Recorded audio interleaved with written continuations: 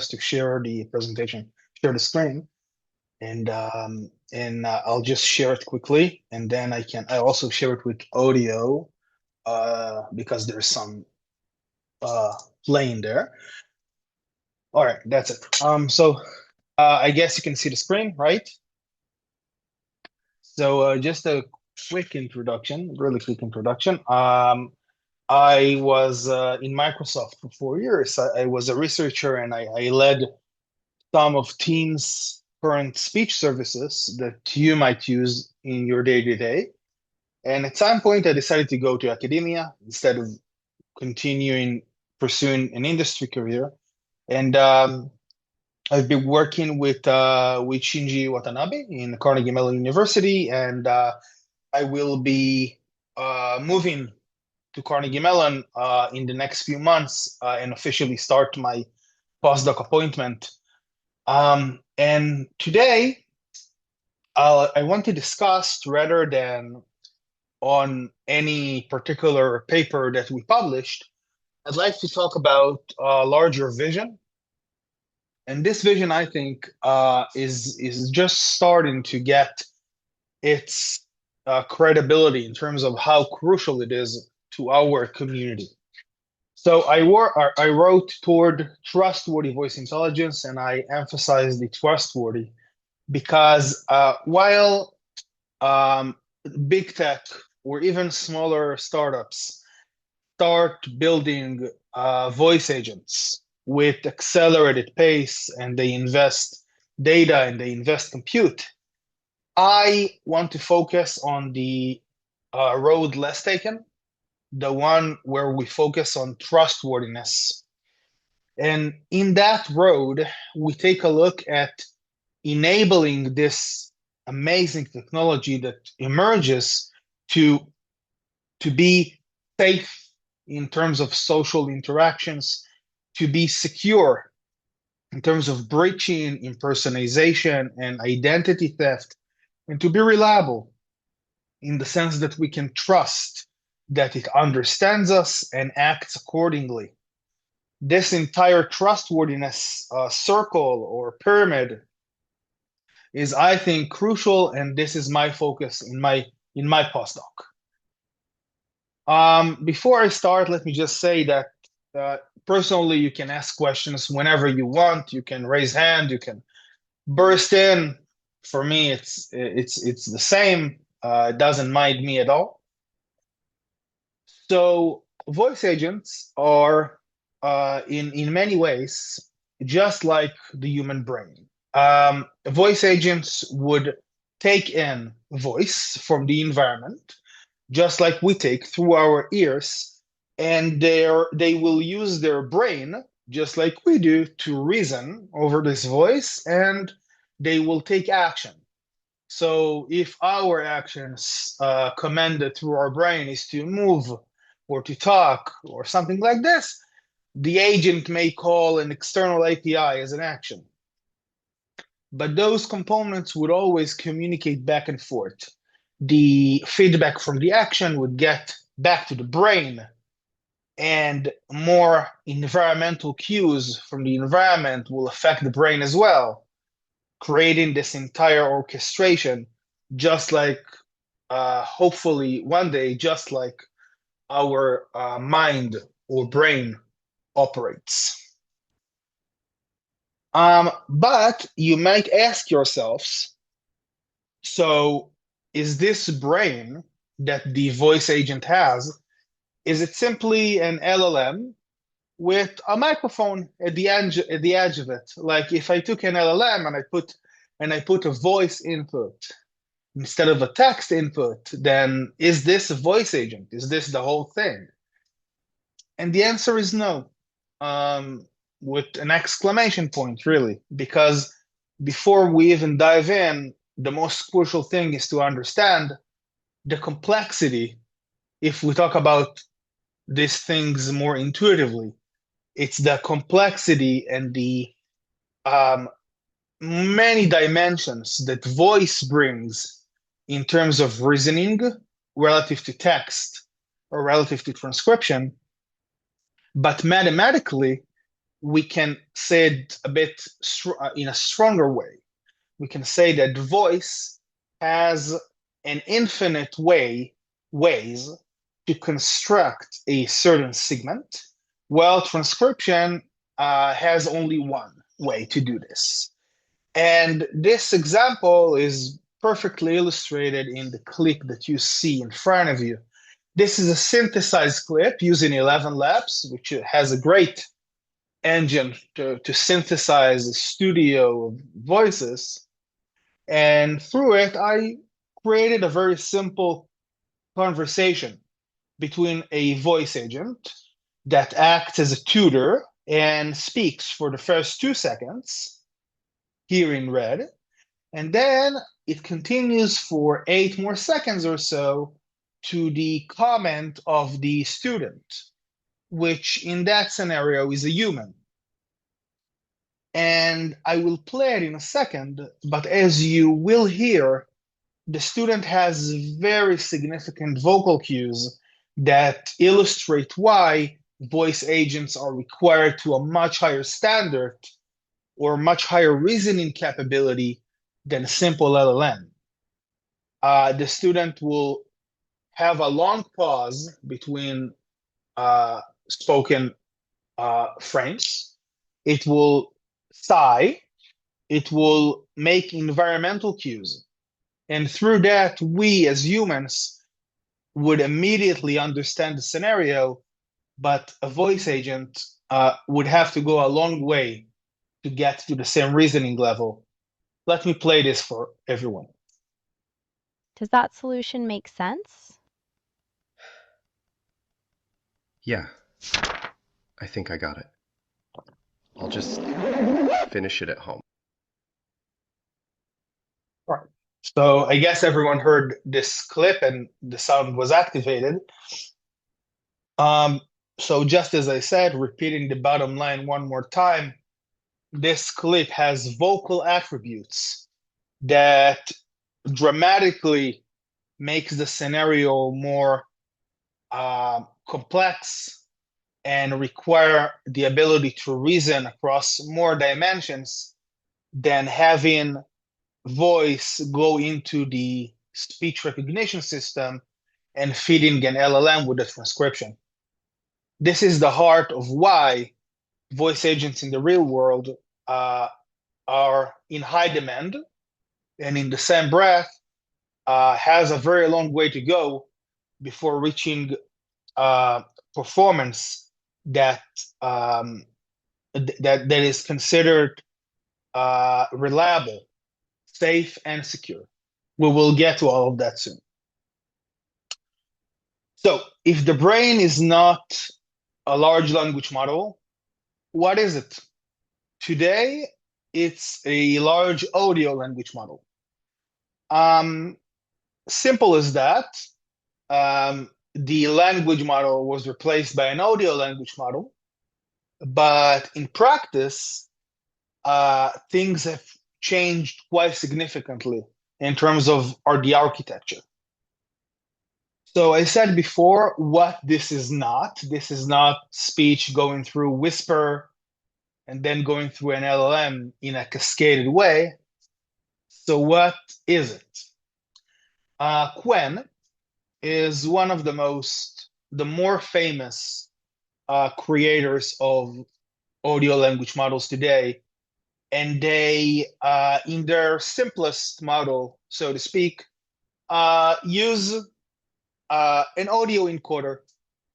The audio encoder takes the speech, either a waveform speech or some sort of spectrogram of the speech. And what they do is run the audio through some audio pathway. The audio pathway tries to compress and tokenize the speech, much like we see in Hubert, WAV2Vec2, or WAV-LM, while taking into account the fact that, one token of text, which can be a word or a part of the word, requires thousands of samples in audio, right? It's a simple calculation. if an audio is sampled in 16 kilohertz, then let's say 20% of a second is what it takes for me to say a token, and it has 3,000 something samples. So a compression and tokenization is required. And then there's the adaptation in the projection parts that take those tokens that are accumulated pretty rapidly, pretty frequently, every tens or every hundreds of milliseconds of audio frames, and they apply a transformation to them, so they are projected into the same space that the text token is projected into, so that eventually the LLM decoder, which is a native LLM decoder really, knows how to treat now the text vector on that space and the audio vector on that space, and reason on both. And what the decoder does is a next token prediction, which is pretty standard. This is the basic mechanism that acts behind the brain of voice agents.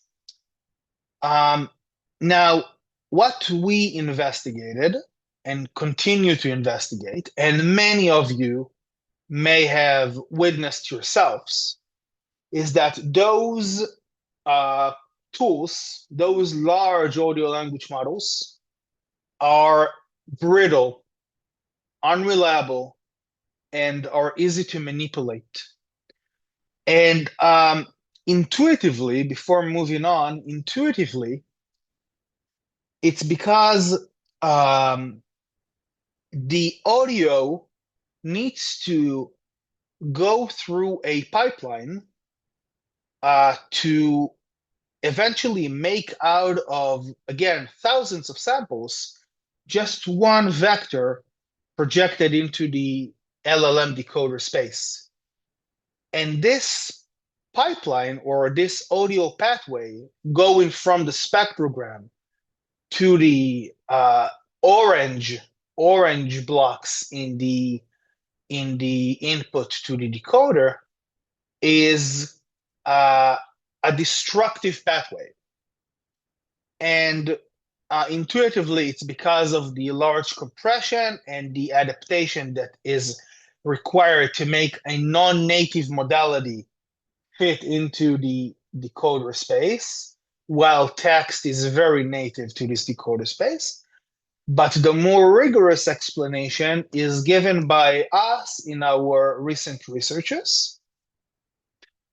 So I will not go into equations or use heavy notation in this talk. You can easily read the papers. I think they are rather approachable. But I will talk about it in a high level. The first theory that we have brought forward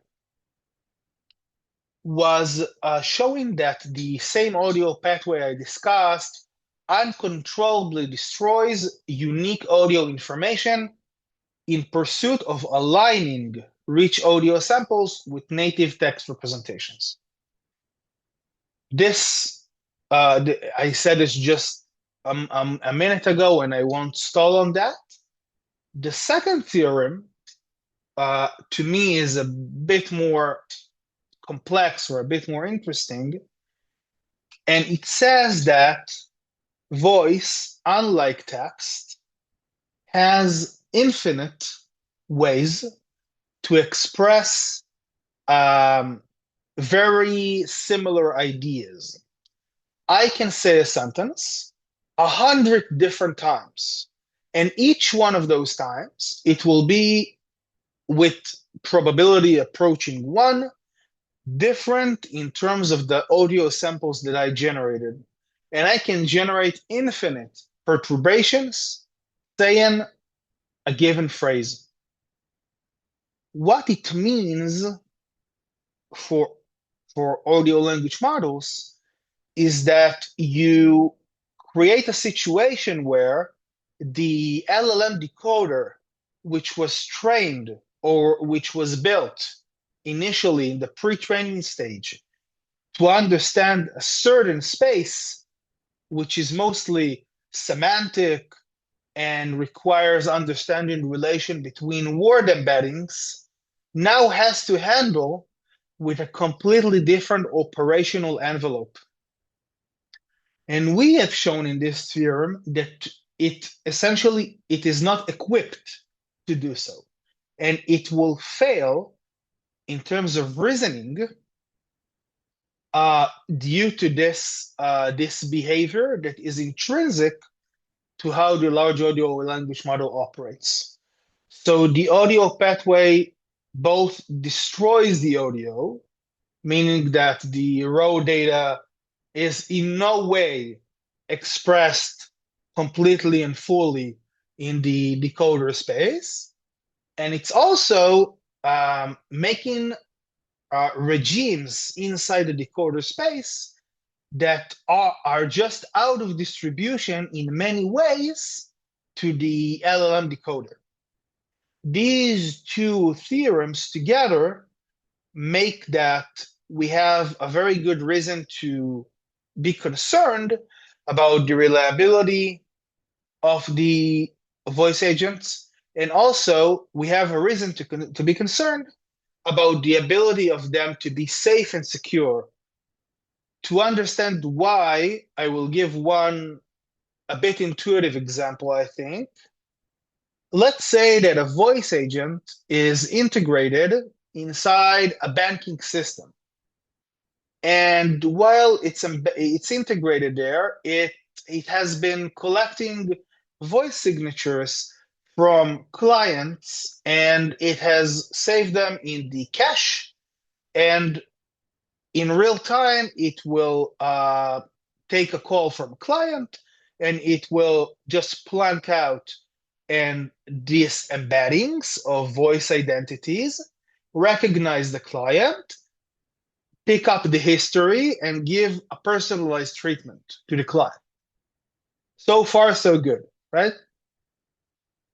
But think about the second theorem, theorem number 2, in that context. I, as a client, or rather a malicious entity as a client, can try to make an audio injection jailbreak and try to obtain information from the voice agent about another client just by trying theorem number 2 in practice, just by trying to ask for the very same thing in a systematic, synthetic way that eventually finds the place in the decoder space that the LLM does not protect from anymore. And it will eventually be broken. And malicious groups may be able to exploit this. And this is a security breach, that is very realistic. So this is to show how we have evolved the given architecture or the given voice agent architecture today and investigated it and pointed to clear gaps that must be mitigated. So until now, I feel like a bit on a high level, and it helps to understand in a more grounded way what really is the gap today in this brain, in this large audio language model. For that, I constructed like 2 or 3 primary examples that to me are pretty amazing and point to those gaps very clearly. The first would be temporal encoding. If you never did this experiment, I encourage you to do it today. Take your favorite audio language model off the shelf, create a 10-second clip and put two audio sources separate from one another on that time space. Example, a dog bark and a bird chirp. And ask the brain what came first. And it will, if you repeat the experiment 100,000 times, it will point to the same anchor, for example, bird, for the entire 1,000 times. However, it will always be able to recognize that we have a bird and we have a dog, and it will continue this behavior consistently if we swap the sources in the time domain, if we make one louder than the other, if we make them overlap a bit, and so on and so forth. And it happens across models, and it happens across sources. And this illustrates what I tried to explain before abstractly, that temporal encoding, which we used to, because as we build the tokens, we also assign for each token the temporal encoding, okay? 1, 2, 3, 4, and so on.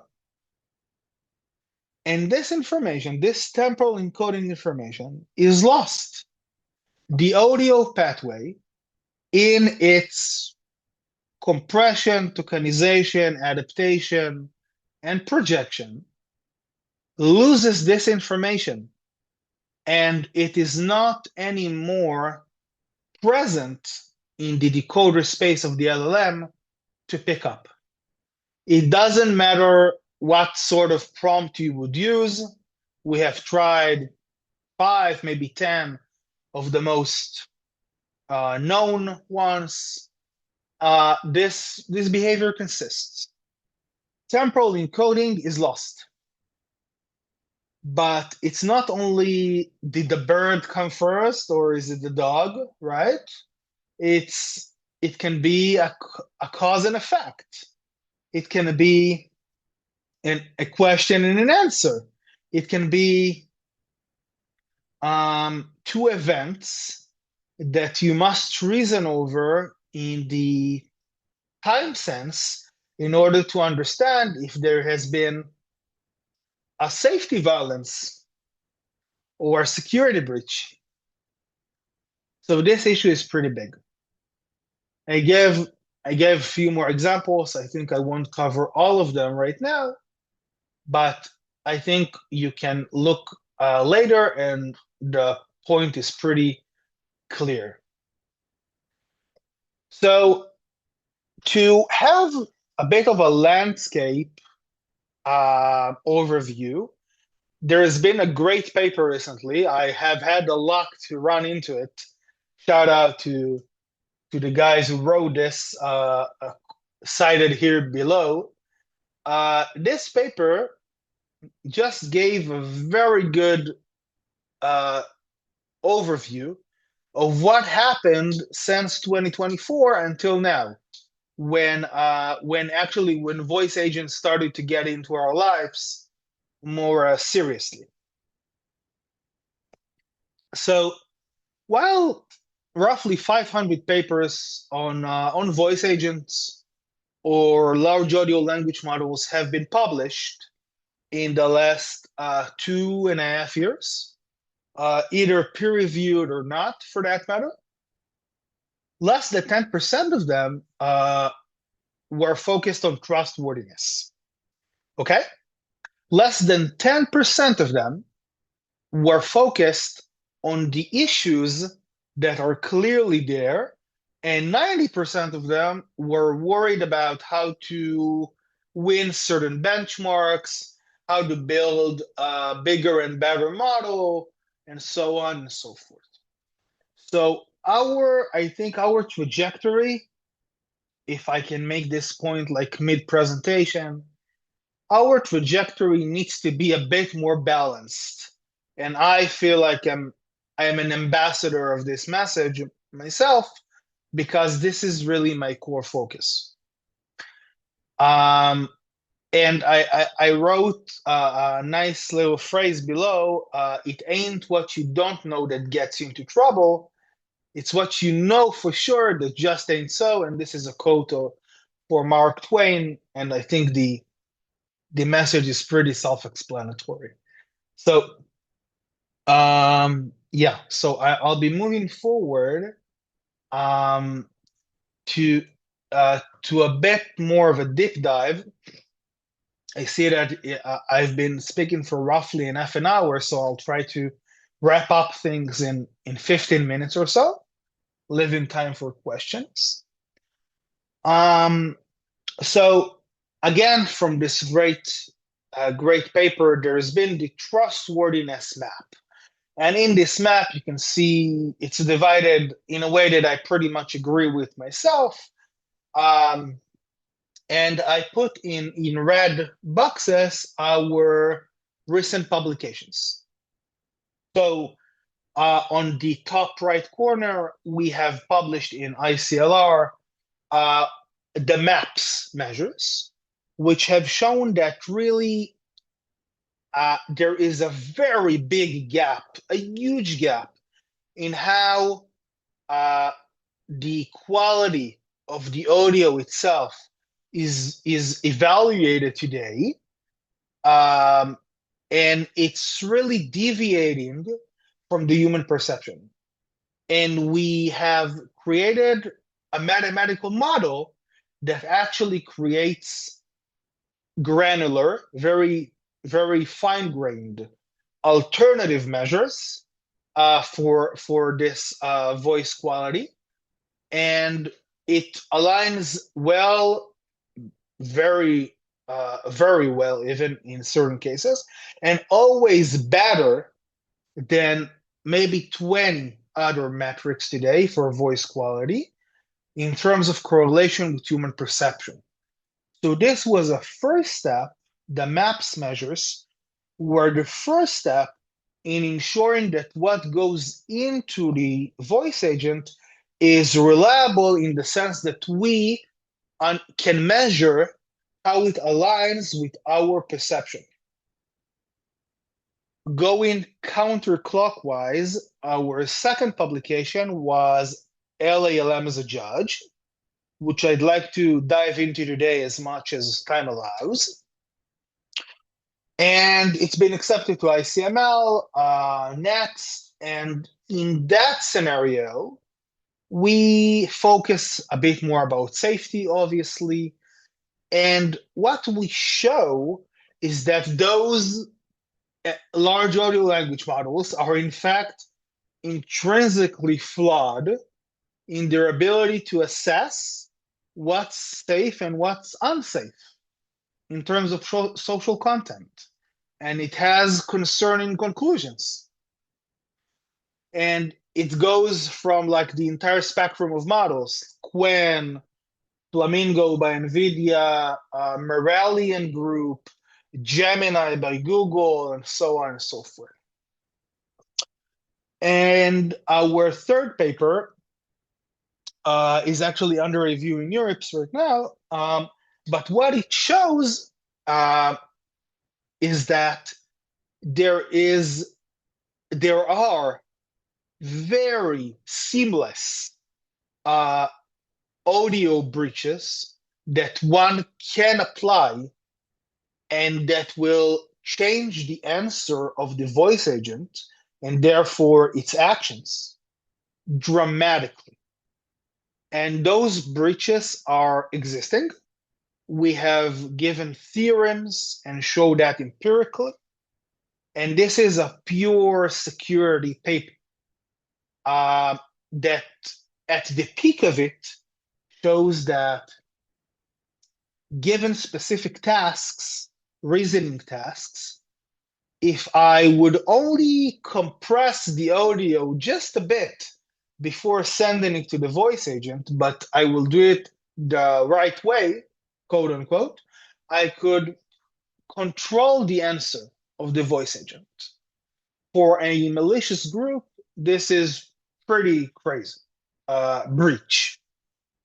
So that's something we touch on also.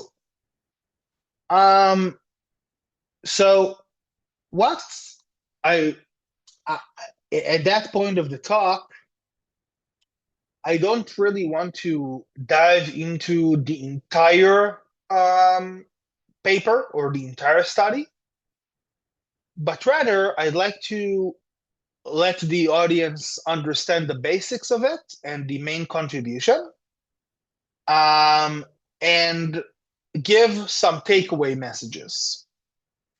So, large audio language models as a judge obviously asks if those brain objects can be safety judges.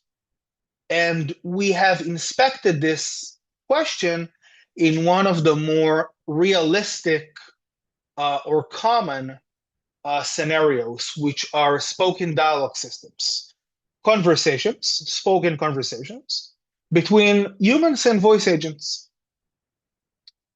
And before I even discuss the performance or the findings, let me just give you a little taste of how easy it is for a human being to recognize unsafe behavior in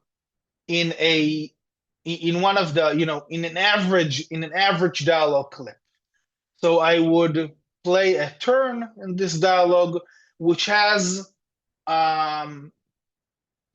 elements of harassment in terms of social content, and I think most or all of us would be able to grasp that. So I will play it. Oh, I just tried this crazy recipe with a spiralizer and ended up with a mountain of zucchini noodles. Though I bet even you would mess that up, haha. So we have, I think if you listen to the clip, we have a clear harassment. It's in the words and it's in the prosody, and you will see shortly that across thousands of those terms, voice agents aren't really able to function as good judges to those sort of clips. So in this study, we did three things, really. We created a benchmark that is new. We created it in this paper. It has 24,000 spoken dialogues between 2 turns and 10 turns, and meaning that they go from like tens of seconds to a few minutes of dialogue. And the turns are very controlled. So it means that in every dialogue, only one turn was synthesized as unsafe. And the level of unsafety go from mild to very severe was also controlled. And the type of unsafe content was controlled out of like 8 categories: harassment, deception, danger, and so on. This allowed us to make a second contribution, which is make a systematic comparison across 6 large audio language models and also with Llama, which is only text for baseline. We looked into how they act as judges when they are fed audio only, text only, and both modalities. And we even did a more of an ablation study on how the quality of the transcription when you give text affects the ability to judge. And I'll also say that prompt course validation was here, so it's been really like a rather robust and statistically significant benchmark study. And eventually we provided practitioners with a guidance. So it's eventually the practical outcome is that everyone can now take our methodology and assess in their scenario who would be the best judge and what to do in order to make it act on its best performance. Okay, so I might skip this. This simply explains how we created the benchmark, but it's on the paper. And in this slide, I might only speak on the upper part. So when we talk about being a good safety judge, what do we mean? We composed 3 measures. The first one was sensitivity, which asks if the judge is able to really detect unsafe content. It's sort of a yes or no question. Specificity asks a bit more of an elaborated question, which is, can the judge also rank the severity levels, distinguishing between mild unsafe to extremely unsafe behavior? And stability is a metric attribute, okay? Given that you measure sensitivity or specificity, the stability metric asks how they behave when the unsafe turn is positioned differently across the dialogue. So you remember that eventually the architecture is so that the audio pathway and the text pathway arrive into the large language model decoder. The decoder is built so first in is the most attentive part, and the farther part is least attentive. That's how the mechanism works mathematically. And so stability is an issue because you can't measure the safety every second. It's consuming, right? It has inference time and memory time and compute time. And so you do it once every now and then.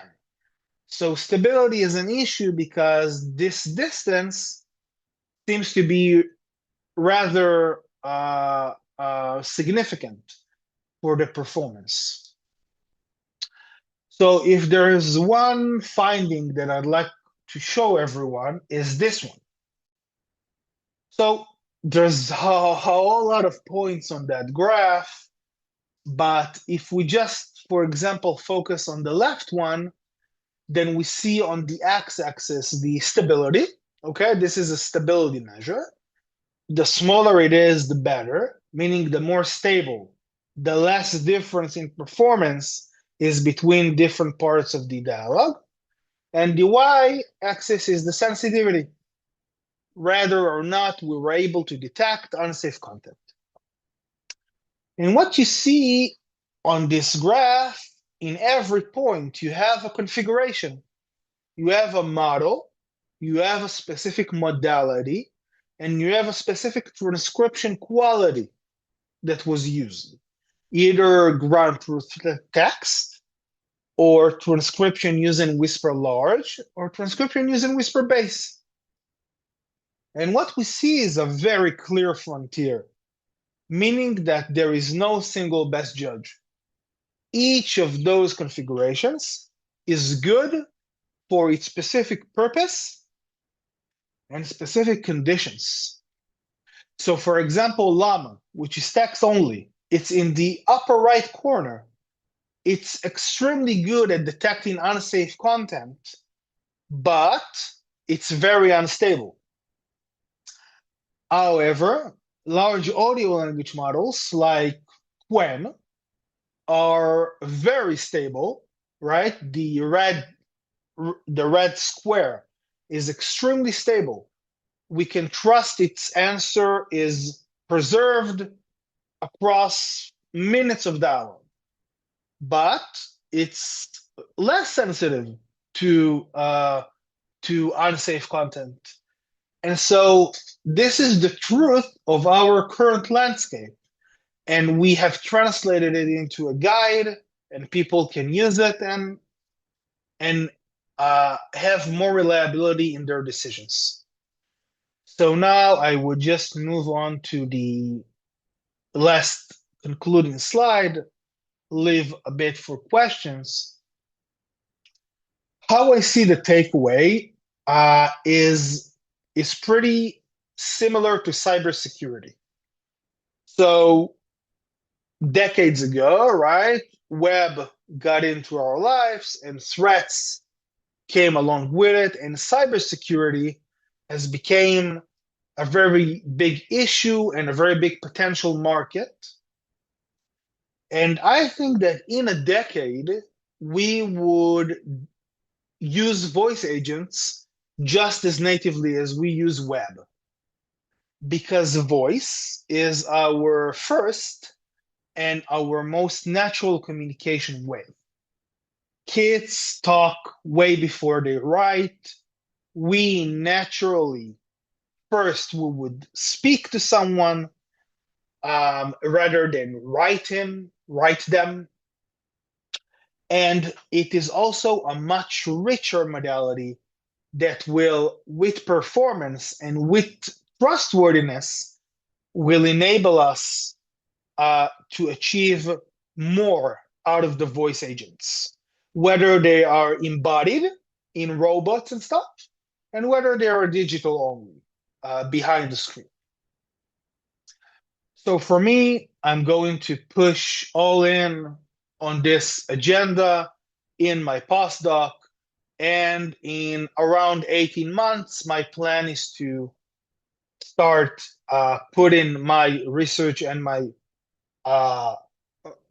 candidacy in the faculty job market, and hoping to contribute to academia and industry in the long run.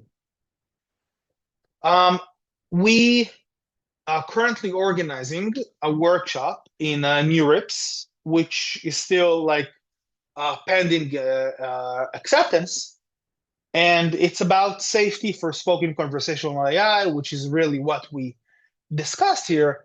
And everyone are really encouraged to scan this QR and dedicate a few seconds, maybe a minute top, to register themselves as contributors to this workshop. You can offer yourself as authors who will submit a paper. You can offer yourself as reviewers for papers. You can offer yourself as keynote speakers, and we will examine each application. Our committee is putting effort to make this the best workshop, because the deadline is less than a week. So please, whoever wants to scan and run this, I would also ask to put this in after the lecture. So that's it. You can reach me in this email or get into my webpage and follow. And thank you very much for your listening. And maybe if there are any questions, I'll be happy to take them. Amazing, Albert. That was it was spellbound, this whole conversation, and the level of technicality that you kept for for us to understand who don't keep up with the the literature, very nicely presented with the basic and fundamentals. So I would now allow, let's see if there are people. Yes. So Dorothea wants to ask a question. So I'll mute myself. Go ahead, Dorothea. Yeah, hello. Thank you very much for the really important talk and topic. So this is also very close to things I find fundamentally important, and I also see the trend of the systems developing faster than their safety research is. And maybe very, very briefly, because I didn't introduce myself earlier. So I'm working at TU Berlin at Faculty 4 of Electrical Engineering and Computer Science. I have a group there. And we've also worked on safety and reliability of audio and speech models. Wow. And one question I really have is why this architecture? So why is everybody so, I would say, hell-bent on having this one architecture where you embed everything and then you build a joint decoder? Why not factorize models? Why not have emotion models? Why not have models for speech and models for text and models for video, and think about fusion more Yeah. carefully and possibly have separate designed embeddings and possibly even Bayesian hybrid methods? But this is maybe just my thing, where I think that it's easier to prove also things like calibration, etc. Yeah. Yeah, it's one of the best questions, I think. If I can offer my interpretation of things, I think the audio language models are inspired by vision language models. Essentially, they are, well, not one-to-one, but essentially what happens in the audio pathway is what happens in the imagery pathway. And so that's why I think the community has drifted first and foremost towards that place. And also I think there is logic behind it, even though it is flawed, that that the training happens in a few stages today, right? So first, the audio itself goes through some pre-training to build its own embedding representations, similar to Hubert, for that example. And then it goes through something that's similar to an ASR stage to make some, let's call it, post-training on the relation between the speech and the text. And only then is the end-to-end optimization happens, and the LLM decoder space tries to, keep up with the question answer mapping and tries to represent this complex relation between audio and text. So I think the idea behind it is solid, but there are many holes in that cheese, for that matter, more holes than cheese, maybe. And we need to attend to it, and perhaps maybe even offer a better architecture down the line. But I wouldn't presume that I would suggest it, because I do focus on trustworthiness. But I do know that that the community does drift that way. So, for example, if we look at the latest technical report by Cohen, which is more advanced than what I showed, the Cohen 2 audio in the presentation is one generation behind already. So they do talk about a certain way of training that has its own merits and is more robust. So overall, I just think that the community understands the issue, and it does go towards a more robust solutions. But definitely they still don't put enough emphasis on trustworthiness. In that, I am pretty confident, unfortunately. Yeah. Right. Thank you. You're welcome. Thank you. So just to pick up on that thread, do you think that the new architecture that Dorothea was also talking about, just now, do you think it will improve you told that the takeaway message is that, no LLM is good. No LLM is good as a judge. So an ensemble of those, or a change in architecture, can create a better judge? Yeah. So great question. I think that the key message that specifically in the judge study was that there are many elements that cause this suboptimal behavior. So the bottom line answer that I want to give is that it might improve on average, might improve the curve, if you will. So the Pareto frontier might go, towards the right direction. But I currently think there are too many holes in that cheese, for that matter, so that new architectures can attend to it, because it's not always an issue of making the model bigger, have more data, or rather have a different training scheme. For example, I didn't talk about it due to time constraints, but I can now give an example that we've shown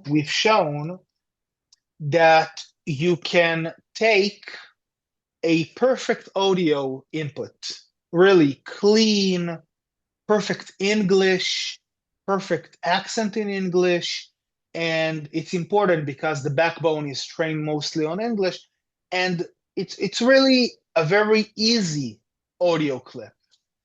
And if you reason over it with current models, it can provide a certain answer. But in most cases, or in enough cases, when you add to that perfect audio a transcription, the answer changes. Sometimes it changes dramatically.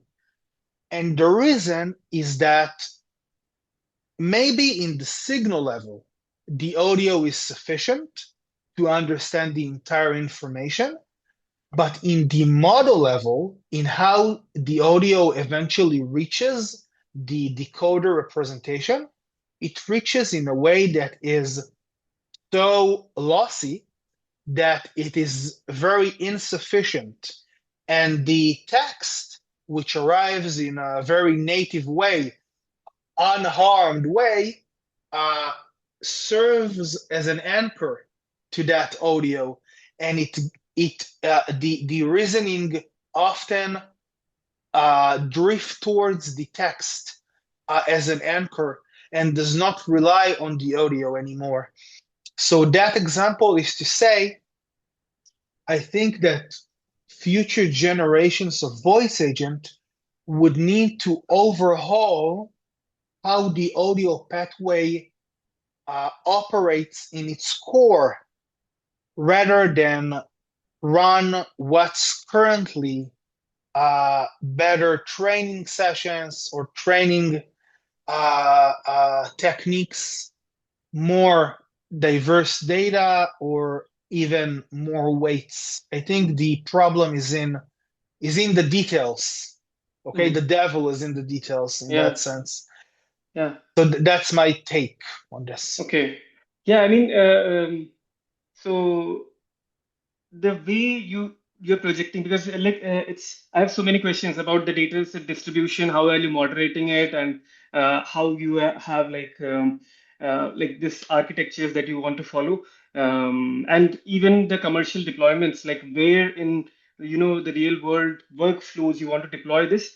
I have maybe lack of time, so I will ask you this question instead, that for your workshop, what are you expecting? Like, what kind of papers are you expecting community to submit? Is it more on better judges or architectures, or is it more on benchmarking different LLMs? What's your motivation? We have a wide scope. We actually want to have researchers of various, just like, okay, let me go back to, just like this slide here. We try to close the edges of that circle in a way with certain focus on safety. So we believe that even though safety would be the primary consideration of this workshop, it cannot alone give the entire value to between researchers. And since our entire goal is to promote the field of trustworthiness and specifically safety, we welcome really from this entire circle to submit work. We will, however, have keynote speakers. We have keynote speakers that will double down on safety, if that answers your question. Definitely, yeah. That's a great way to grow the community towards a certain specific direction. So that's great, actually. Okay. Thank you. I mean, it has been wonderful, and we can continue talking, but we have lack of time. So Amir, good luck for your workshop. And if you are in interspeech, then probably we'll be there. SPSC community will be there. We'll be organizing a workshop as well. So if you are in interspeech, please get in touch, and we'll catch up there. Okay. Thank you. Thank you very much. Thank you very much for hosting me. Okay. Thank you, everybody. Take care and have a good weekend. Bye-bye. Bye, everybody. Thank you.